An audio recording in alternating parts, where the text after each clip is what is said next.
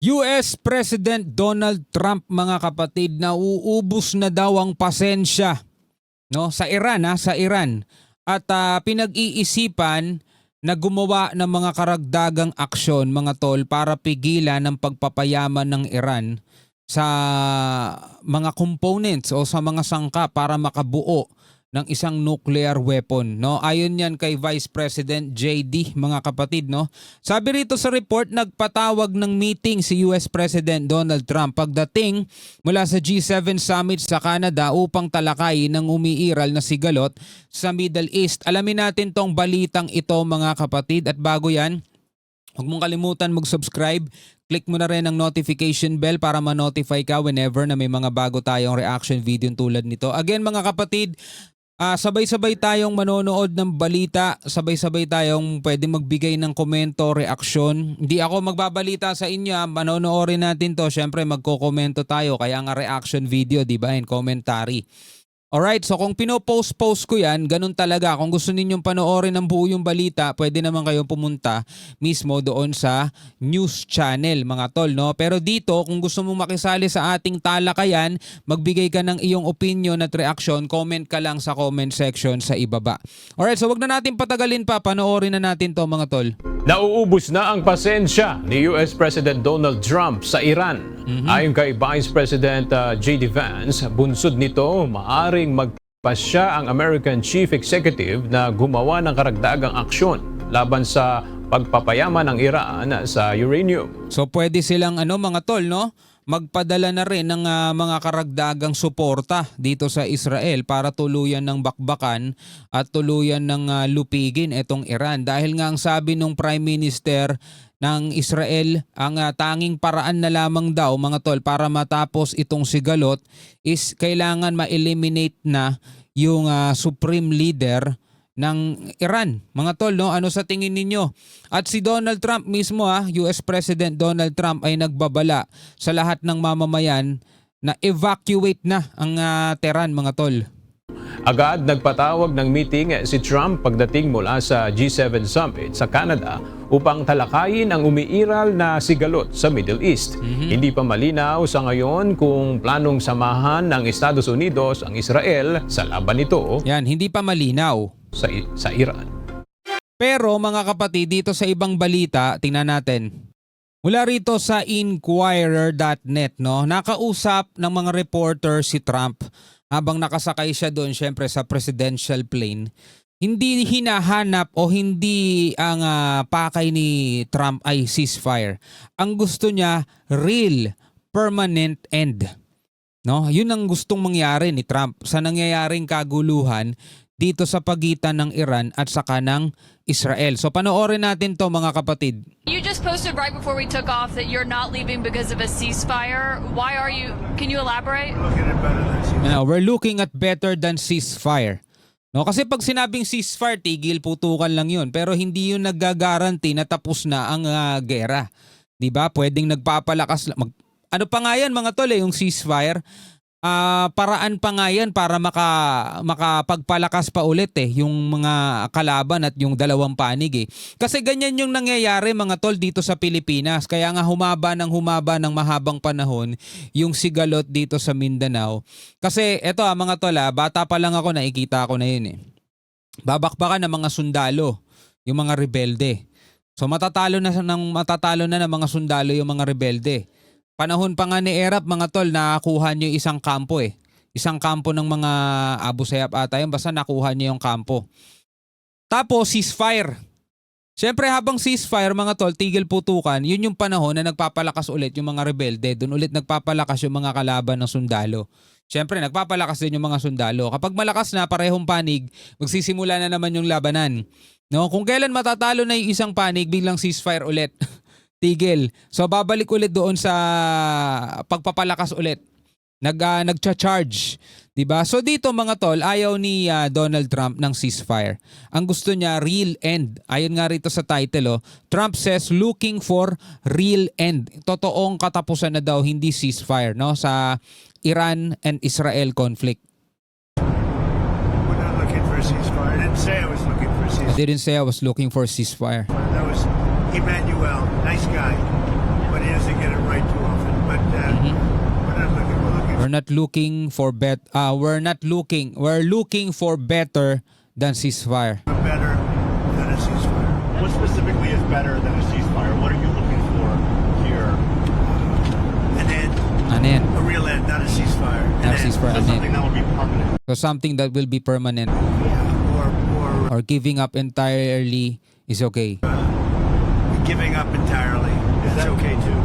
So it's either sumuko ka na talaga ng tuluyan, okay din daw yon, o yung sinasabi ni Prime Minister Netanyahu ng Israel, mga tol, na ang tanging paraan para matigil itong sigalot dito sa pagitan ng Israel at ng Iran is yung katapusan nung kanilang supreme leader si Ayatollah Ali Khamenei, mga tol, no? So hindi natin alam kung ano ang iniisip ngayon ng Amerika, kung sila ba ay sasali na, mga tol, dito sa labanang ito, no? Kung sila ba ay magpapadala na rin ng puwersa dito sa Israel para tumulong, para tuluyan ng masugpo yung kanilang tinuturing na kalaban, mga tol. Kasi dito sa ibang balita pa, mula rito sa Net25, mga tol, yung pinakamalapit, no, na top official doon sa kanilang supreme leader, pinakamalapit yung sabihin na lang natin kanang kamay o pinakamalapit doon sa kanilang top leader is nasawi na, no, nailigpit na ng Israel, no? Kumbaga, tinatarget ng Israel, mga tol, yung mga top official, iniisa-isa na nila. At naitumba na nga rin nila, mga tol, yung pinakamalapit doon kay supreme leader ng Iran, no? Panoorin natin to, mga tol, mula rito sa Net25. Iniulat ng Israeli military na napatay sa kanilang mga airstrike ang top military commander ng Iran. Top military commander to, mga tol. Siyempre, isa tong malaking kawalan para sa mga sundalo kasi pag wala ng commander, wala nang magko-command, wala nang mag-uutos kung ano yung mga gameplay, wala. Kumbaga sa isang basketball team, walang coach, 'di ba? Malaking pila 'yan, mga tol, para sa mga sundalo ng isang bansa, mga tol, pag walang commander. Na si Ali Shadmani. הלילה, בעקבות Tonight, מודיעין מדויק following accurate intelligence received by the intelligence branch, שהתקבל באגף המודיעין, חיסלנו את עלי we eliminated Ali Shadmani, the war chief of staff, no? Yan, no? שדמני, רמטכ"ל המלחמה, The most senior military commander of the Iranian regime. המפקד הצבאי הבכיר Most senior, pinaka-senior. ביותר של המשטר האיראני. הוא חוסל במפקדה He was eliminated at the Iranian headquarters in the heart of Tehran. של המשטר האיראני בלב טהרן. שדמני שימש Shadmani served as the chief of staff of the Iranian regime's armed forces כרמטכ"ל הכוחות המזוינים של המשטר האיראני, והאיש המקורב and the man closest to Iran's supreme leader. Ito yung pinakamalapit. ביותר למנהיג איראן עלי חמינאי. הוא מונה להחליף את He was appointed to replace the previous chief of staff, Alam Ali Rashid, תעלם עלי רשיד, הרמטכ"ל הקודם, שגם אותו סיכלנו במכת הפתיחה של המבצע. whom we also killed in the opening blow of the operation. Ito sa una pa lang, no? שדמני הספיק Sa unang pagsalakay nila, nailigpit na. Tapos itong pumalit, nailigpit din ulit nila. למלא את התפקיד רק 4 ימים. Shadmani only managed to hold the position for 4 days. 4 na araw lang, mga tol. And we also eliminated him. Diba? Sa unang blow nila, yung unang pag-atake nila, mga tol, nailigpit nila yung top commander. Tapos pinalitan. Makalipas ang 4 na araw, yun na, nasawi na rin, mga tol. גם אותו חיסלנו. נרדוף את האויבים שלנו שוב ושוב באמצעות יכולות מודיעין, You know, we will pursue our enemies again and again using advanced intelligence capabilities, מתקדמות, ניצול הזדמנויות מתפרצות, exploiting opportunities, air superiority, and complex operational planning. Napakalakas pala talaga ng Israel, no? עליונות אווירית ותכנון מבצעי מורכב. Nangyari umano ito matapos ang ikinasang overnight airstrikes. Si Shadmani na napatay sa Military Command Center sa Tehran ay itinuturing na pinakamalapit na tauhan ni Supreme Leader Ayatollah Ali Khamenei. Sinabi pa ng Israeli military na si Shadmani ang nagmamando ng Islamic Revolutionary Guard Corps at Iranian Armed Forces. Yun nga di ba? Nagmamando, nagko-command, mga tol. Pag nawala yung nagmamando, nagko-command, Kailangan kasi may tatayong leader dyan. Pag wala, mahihirapan yung mga sundalo. Matatandang noong Huwebes nang umigting ang palitan ng pag-atake ng Israel sa Iran, bagay na tinutugunan naman ng Tehran ng malalakas na ganti. Nabatid na maliban sa military facilities, kapwa nakapagtala na ang dalawang bansa ng mga nadadamay na civilians. ההישגים יוצאי הדופן Israel's extraordinary achievements in Operation Rising Lion continue to accumulate. של ישראל במבצע עם כלבי ממשיכים להצטבר. This morning we learned that our forces eliminated שכוחותינו Iran's war חיסלו chief את of רמטכ"ל staff Ali המלחמה Shadmani האיראני, עלי שדמני. after his predecessor was eliminated in the opening blow of the operation. Sa opening blow pa lang, no? Yung nauna sa kanya. Tapos ito, 4 days lang, no? Nailigpit agad. לאחר שקודמו חוסל במהלומת הפתיחה של המבצע. עדיין We איננו still do יודעים not know who will be the substitute. Siyempre, may papalit dyan. May replacement yan. מי יהיה המחליף של המחליף.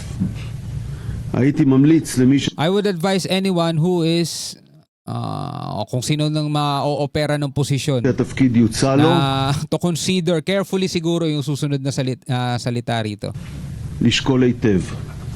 ככל שיש As far as he agrees to take it, he is advised to be extremely cautious. בחיוב, מומלצת לו זהירות יתרה. So once na tinanggap mo yung position, no, pinapayuhan ka na nila na mag-ingat ka na ng matindi. Kasi malamang susunod ka ng target. Diba parang may nangyari ng ganito dati, no? Inisa-isa ng Israel yung mga target nila, yung mga pumapalit, tas liligpit after 4 days, liligpit 3 days, liligpit ulit. Diba? So ganito talaga katindi ang Israel, mga tol. Anyway, bilang mga Pilipino, lalong-lalo na kung meron kang kamag-anakan dito sa dalawang bansang to na ngayon ay may nangyayaring sigalot, lagi lang tayong manalangin ng kaligtasan. At sa mga kababayan natin sa OFW, ingat-ingat kayo at God bless sa inyong lahat. Laging maging aware, laging maging handa. No? At pag may narinig kayong mga alarm, di ba? May mga alarm dyan. Takbo na kayo sa inyong mga bomb shelter. Hanggang sa muli mga tol, ako nga pala si Shobaldi. Peace out.